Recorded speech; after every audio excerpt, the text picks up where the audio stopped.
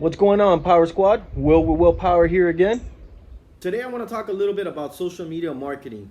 As most of you know, most of my business comes from social media and referrals.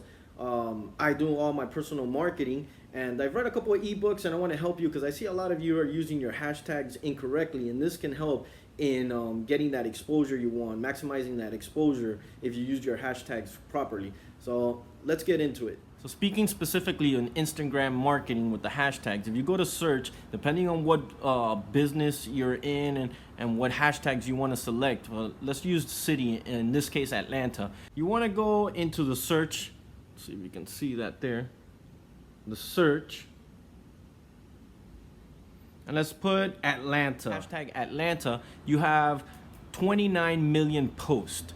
If you just put Atlanta GA, you have 471,000. And if you put Atlanta, Georgia, like here, you can see, you have 283,000. So what does this mean? If you want to maximize your exposure, you want to use the hashtag Atlanta. So once you select the hashtags you want to use for your business or personal blog or whatever it is that you want to use them for, select 25. I think there's a maximum of 32, so you want to use 25, 26 hashtags.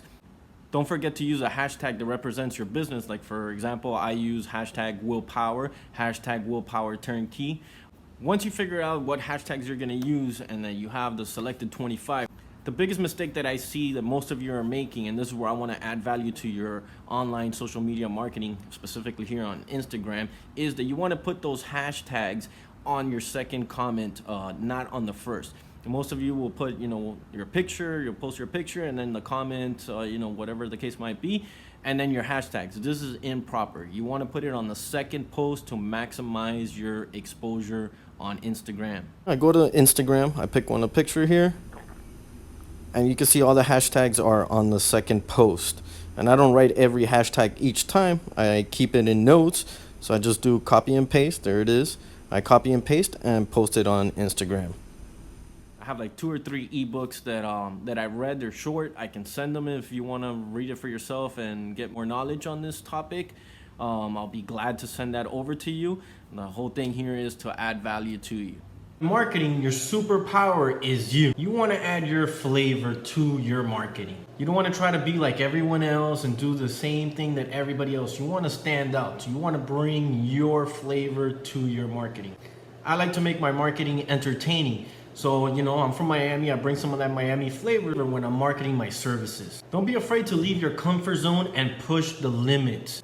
Most of you know who Gary Vee is, and he's a preacher of quantity over quality. What's quality to you is not quality to somebody else. You want to be consistent with your marketing and always be putting out content. Content is king. You want to be always online, seeing what's going on, what's trending, not gossiping, not playing, not shopping around, not seeing who's doing what or what's going on. No, I'm talking about doing research for your marketing. The algorithm of Instagram, it doesn't go down in a chronological order. So that's why you want to always be posting, because just because you post it out doesn't mean that all your followers are going to see it. Some might not. So you want to be consistent with your content posts. You want to play to get paid. See what memes you can use that go with your industry or with what you're doing to make it entertaining. So somebody sees it, they laugh, they have a good laugh and say, oh, who's this guy? Who's Willpower? What's he doing? What's this meme about? Blah, blah, blah. And they'll go out of curiosity and go into your page and see what you're all about. You want to use your time wisely. You want to focus on the plan, on the big plan. You're building a brand here. You want to get recognition. You want your brand to get out there. It's all about building a brand. Think about this long term. It's not going to happen overnight. It's not going to happen from one day to another.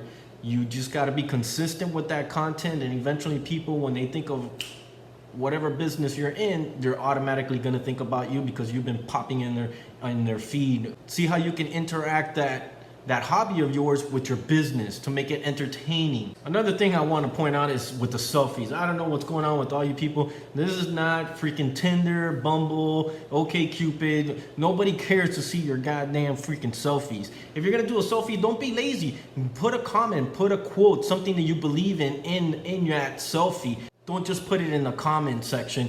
I mean, people are just scrolling down. You want to grab their attention. I know that when I'm going through Instagram, I got like 2,700 followers. You think I'm going to be stopping and looking and seeing what? No, man. You need to get them to grab their attention and make them stop and look at your page.